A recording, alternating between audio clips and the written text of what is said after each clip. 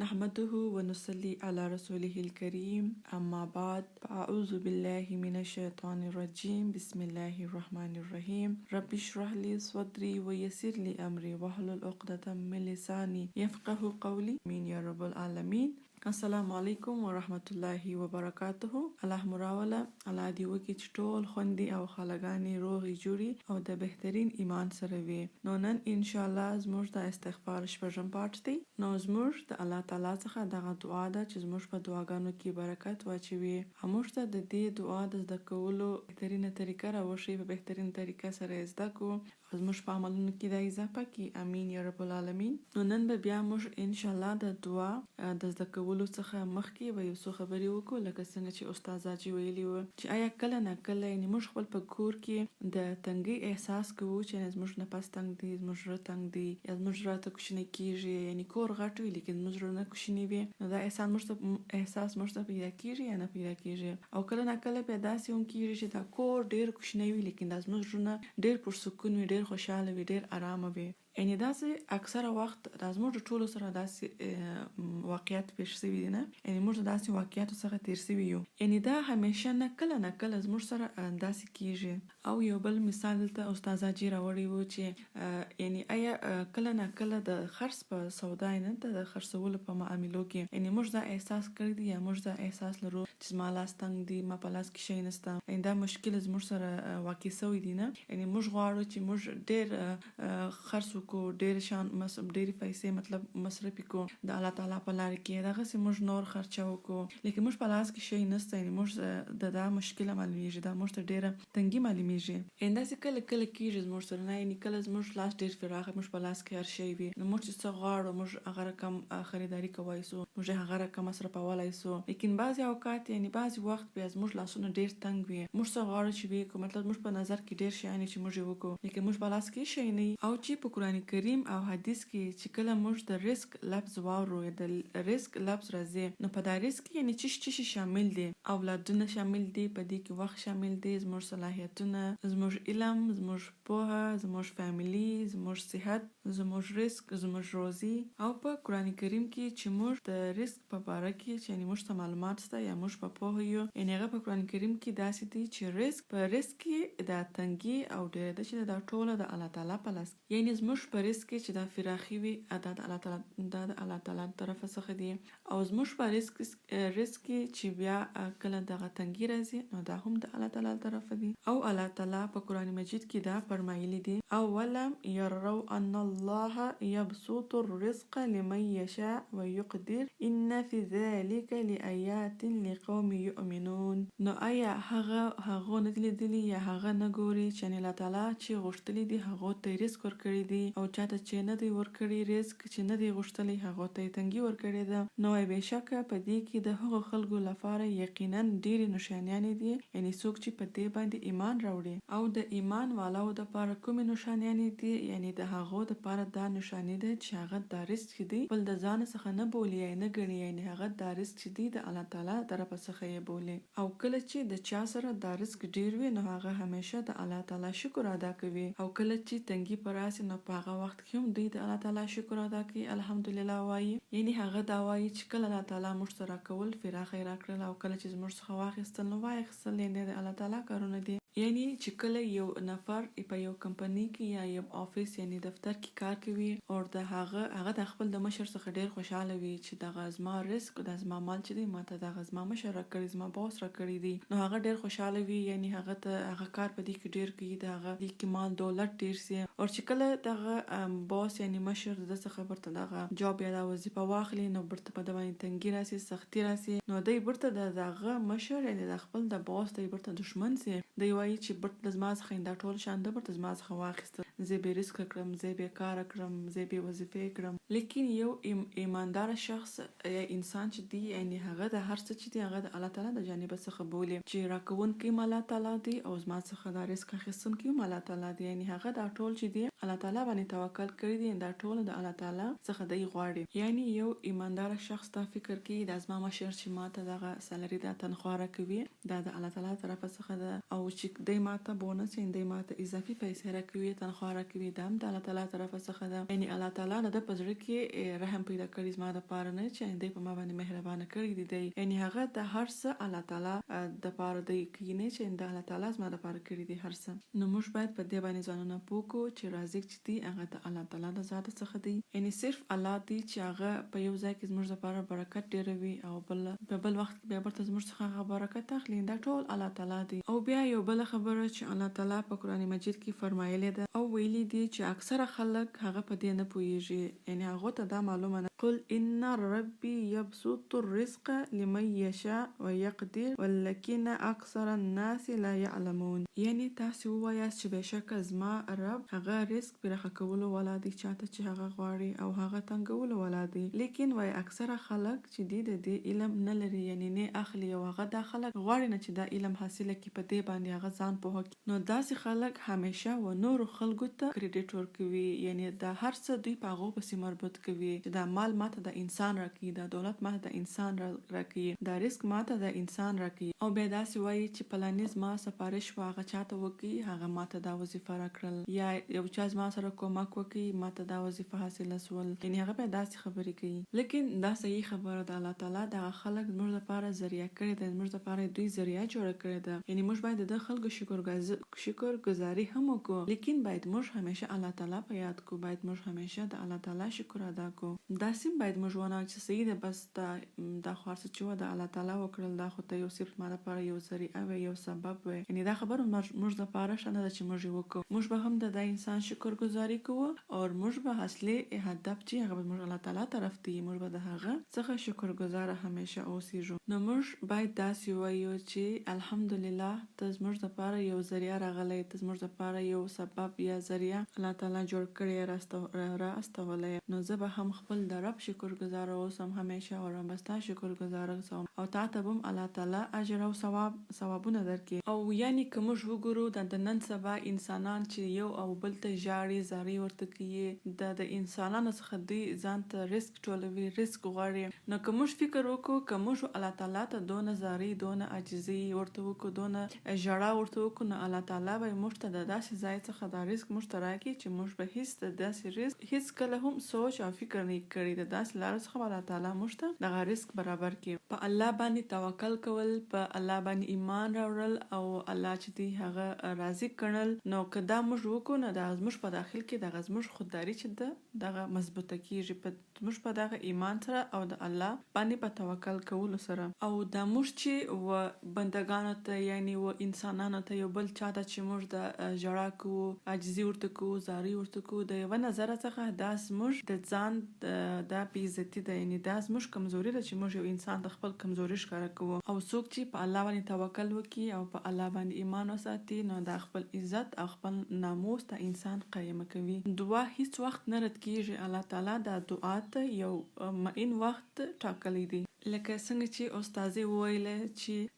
زبیر رضی الله عنه خپل زوی ته ویل چې کله زه وفات سم زه مړ سم نو ته زما مولا ته وایې چې دا زما قرض هغه ادا کړي. نو زوی ورته ویل چې ستا مولا څوک دی؟ ده ورته ویل چې زما مولا دی الله تعالی. نو بیا ده ورته ویل چې کله ته زما دپاره دعا کوې یعنی ته داسې وایې چې ای د زبیر مولا د هغه قرض ادا کړي. او ده ویل چې په ما باندې به کله مشکلات راتله نو ما به داسې ویل چې یا زما مولا زما ټول مشکلات اسانه کړي یا زما قرض ادا کړي. نو که موږ فکر وکړو چې آیا موږ یو وخت موږ په دا چې موږ دعا کوو موږ خپل نوم پکې اخیستلی دی چې یا زما رب یا زما مولا، یعنی موږ هیڅ وخت داسې نه دی ویلي چې یا زما مولا ته زما قرض ادا کړي. لیکن موږ الله تعالی نه یادو، بس موږ په یو بل انسانانو پسې موږ ځغلو، موږ د هغو ته یا موږ د هغو منتونه کوو. ته زما سره کومک وکړه یا دی هغه بل زما سره کومک وکړي یا هغه بل زما سره کومک وي، ته زما سره کومک کوي. نو چې موږ په دې پوهیږو چې راکړه ورکړه ټوله د الله تعالی په لاس کې د رازق الله تعالی دی، نو بیا ولې موږ یو او بل انسان ته موږ لاسونه نیولي دي، موږ د هغه منت کوو، موږ هغه ته زاري کوو، موږ هغه ته ژړا کوو. نو ضروري ده چې موږ به خپل په دعاو کې عاجزي به راولو، موږ به خپل په دعاو کې به موږ ژړا راولو، موږ به الله تعالی یادوو، یقین او توکل به راولو په الله تعالی باندې. او رزق چې دی یعنی د رزق څخه مراد دی چې الله تعالی د خپل بندگانو ته په نعمت د نعمت په صورت یعنی خپل بندگانو ته انعام ورکړي دي، بخشش ورکړي د نعمت په صورت باندې، یعنی که هغه مادي وي او که معنوي وي، لکه مال دی، خاوند دی، اولاد دی، اهل عیال دی، صحت دی، محبت دی او قبولیت دی او داسې نور. او دغه ټولو ته یعنی موږ رزق ویلی سو. دا ټول رزق چې موږ ته الله تعالی راکړي دي. او بل علما ویلي دي چې ایمان راوړل رزق دی، د نبی صلی الله علیه وسلم محبت رزق دی، د صحابه و کرام رضی الله عنهم محبت رزق دی، علم رزق دی او حسن اخلاق رزق دی، نیک خاوند یا نیک ښځه رزق دی، د الله تعالی د رضایت لپاره محبت درلودل رزق دی او مال رزق دی. او په دا کوم حالات کې چې اوس موږ واقع یو، کوم حالات کې چې موږ دا رزق دی، په ورځ کې زموږ روژه نیول رزق دی او په ماښام بیا پرته دا روژه ماتول یعنی خوراک کول، دا ټول رزق دی. یعنی الله تعالی چې موږ ته هر څه راکړي دي دا ټول رزق دی، که هغه عبادات دي، که هغه ایمانات دي او که هغه اخلاق، مطلب زموږ اخلاق دي، دا ټول الله تعالی نعمتونه دي موږ ته، دا ټول رزق چې الله تعالی موږ ته راکړي دي. او په دا ټولو شیانو کې چې څه کمیانې دي زموږ په ژوند کې او څه زیات دي ډیر دي، دا ټول د الله تعالی د جانب څخه دي. نو په دې خاطر باید موږ هر شی د الله تعالی څخه وغواړو. او په یو حدیث کې راغلی دی چې ابو هريره رضی الله عنه څخه روایت دی چې رسول الله صلی الله علیه وسلم فرمایلی دی چې بهشکه ماته الله تعالی فرمایلی دی چې ته خرڅ وکړه په تا باندې به خرڅ سي. او رسول الله صلی الله علیه وسلم فرمایلی دی چې د الله تعالی راسته لاس هغه ډک دی، یعنی د شپې او ورځ په سخاوت کې دغه په لاس کې هیڅ کمی نه ده واقع سوی د هغه په سخاوت کې. یعنی آیا تاسو نه ګوري د کوم وخت څخه چې ځمکه او اسمان پیدا شوي دي تر نن پورې، یعنی الله تعالی څومره سخاوت کړی دی، لیکن تر اوسه پورې د هغه په چپل لاس کې هم هیڅ کمی نه ده واقع سوی. یعنی دا موږ څومره اوبه چښو، ګوره د اوبو کمی نه ده راغلی، موږ اوبه اوس هماغه دي روانې دي د ځمکې څخه چې موږ څونه خوراکونه کوو، ګوره دا خوراکونه دي کم سوي، هغونه چې موږ خورو هغونه بیرته را روان دي راته. یعنی مطلب دا دی چې باید موږ سخاوت وکړو، باید موږ چې موږ څخه ستا باید موږ هغه خرڅ کوو، هر څونه چې یعنی موږ هغه خرڅ کوو په ښه لاره باندې، هغونه بیرته موږ ته هغه دوچنده موږ ته بیرته را روان دي. یعنی تر څه وخت چې الله تعالی غواړي تر هغه وخت پورې به دا دنیا قایمه وي. لکه چې موږ مثال واخلو د آب زمزم د اوبو څخه چې د څونه وخت راهیسې دا اوبه را روانې دي، یعنی نه دا اوبه کمې سوي دي او نه د دې اوبو خوند بدل سوی دی، څنګه چې وي هغه رقم اوسم دي. یعنی دا هم د الله تعالی یو نعمت دی، دا د الله تعالی رزق دی. یعنی په کروڑو او په بیلیونونو انسانانو دا اوبه څښلي دي، لیکن بیا هم دا اوبه نه دي ختمې سوي. او په یو حدیث کې راغلی دی دا رزق څخه چې انسان هر څونه لري زغلي هغونه دا رزق ورته راځي. یعنی دا رزق چې دی چې الله تعالی ورته وغواړي هغه په هر طریقه سره ورته رسولی سي. او په دا حدیث کې راغلی دی چې جابر بن عبد الله څخه روایت دی چې رسول الله صلی الله علیه وسلم فرمایلی دی که چیرې ابن ادم د خپل د رزق څخه په دې طریقه وزغلي لکه هغه انسان چې د مرګ څخه زغلي، خو دا رزق به په هغه طریقه دغه انسان ته راسي، د انسان تر لاسه کې لکه څنګه چې به دغه مرګ و د انسان ته راسي. یعنی زموږ په نصیبو کې زموږ په قسمتو کې چې څه موږ ته را رسیږي هغه به په هر طریقه چې هغه به موږ ته را ورسیږي. زموږ څخه دا رزق هیڅوک نشي اخیستلی سوای د الله تعالی. یعنی موږ باید په دې باندې خپل ځانونه پوه کړو چې زموږ په نصیب کې دي هغه به موږ ته را ورسیږي، هغه زموږ څخه هیڅوک نشي اخیستلی. که یو څوک کوشش وکړي چې په هغه باندې قبضه وکړي هغه را څخه واخلي، نو بیا هم هغه به د دوی سره به یو څه وخت وي، موږ څخه به دا رزق نه وي د هغو سره به وي، لیکن برته به هغه موږ ته راسي، دا زموږ په نصیب کې دی، برته به هغه تر موږ پورې خپل ځان را ورسوي. او که دا زموږ نه وي نو چې هر څونه موږ کوشش وکړو، هر څونه چې زموږ مرضي وي دغه موږ ته نشي رسېدلی، ځکه چې دا زموږ په نصیب کې لیکل سوي نه دي. نو هره معامله به موږ په الله تعالی باندې پرېږدو، موږ به هر څه هغه ته تسلیم کوو. لیکن بعضې وخت داسې سوی دی چې موږ د یو شي فکر کړي هغه الله تعالی موږ ته را رسولی، نو دا ځکه چې الله تعالی دونه ډېر غفور او رحیم دی چې زموږ په سوچ کې هغه شی راسي نو هغه الله تعالی موږ ته را رسوي چې زموږ په نصیب کې. او دا د الله تعالی حکمت او تدبیر دی. یعنی دا زموږ ژوند چې دی همیشه په یو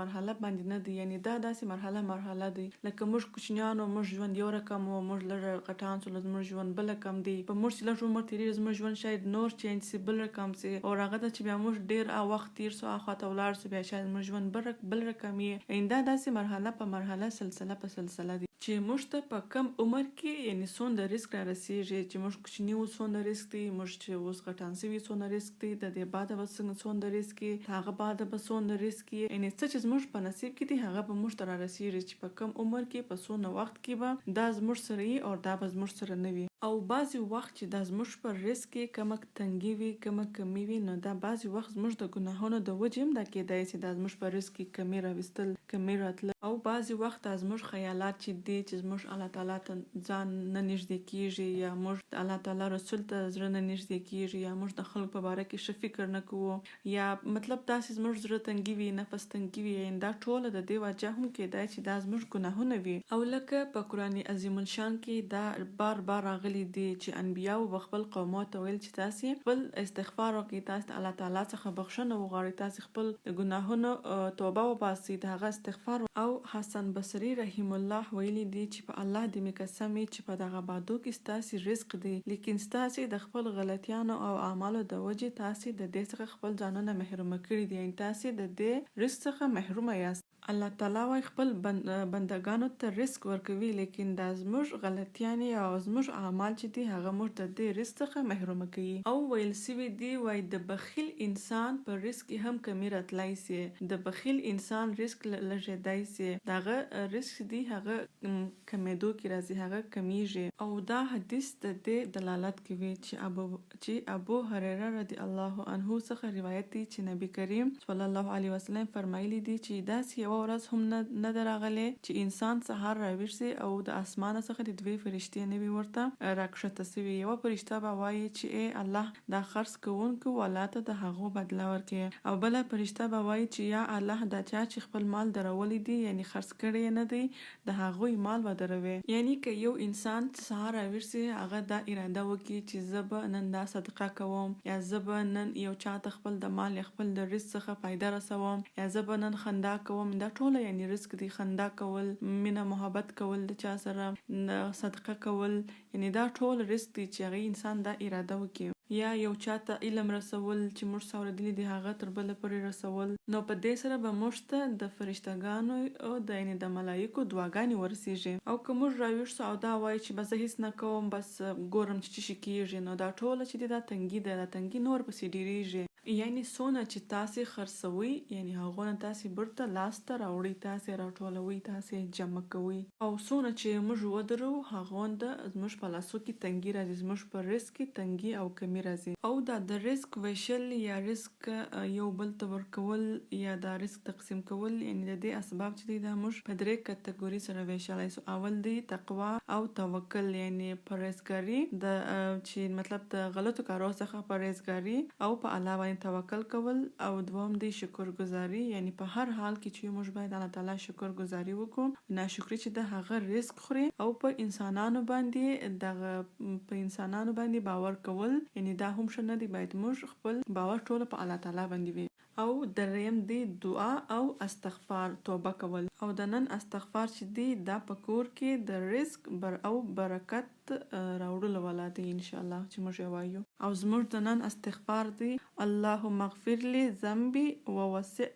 لي في الدار وبارك لي في رزقي معنی ده چې یا الله ما وبخښي زما د ګناه د وجې زما په کور کې دا کم بے برکتی ده کم بے رزقي ده یا الله زما دا ګناه وبخښي زما په کور کې خوشحالي راولي او زما په رزق کې برکت واچوي نو په دې باره کې یو حدیث هم راغلی دی چې یو شخص وایي وپوښتل چې ای د الله رسول ما نن شپه ستا دعا واوریدل او ستا په دې دعا کې ما واوریدل چې تا وویل چې اللهم اغفر لي لذنبي ووسع لي في الدار وبارك لي فيما رزقي چې ای الله ما وبخښه او زما په کور کې خوشحالي راوله او زما په رزق کې برکت واچوه نو رسول الله صلی الله علیه وسلم وفرمایل چې آیا په دې کلماتو کې یو شی پاتې سو یعنی دغه درې شان دي چې په دنیا کې موږ غواړو یعنی اول موږ د الله تعالی څخه مغفرت غواړو او بل موږ خپل د کور خوشحالیانې غواړو او بل موږ خپل په کور کې برکت غواړو او د دې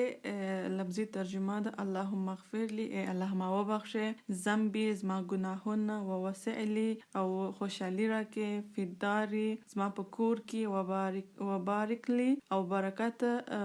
برکت راکې زما دپاره فی رزقي زما په رزق نو دا یو ښایسته او مکمله دعا ده نو دا زموږ د نن ورځې استغفار یا دعا سبحانك اللهم وبحمدك اشهد ان لا اله الا انت استغفرك واتوب الیک ذلك آمين يا رب العالمين. جزاكم الله خيرا كثيرا والسلام عليكم ورحمة الله وبركاته.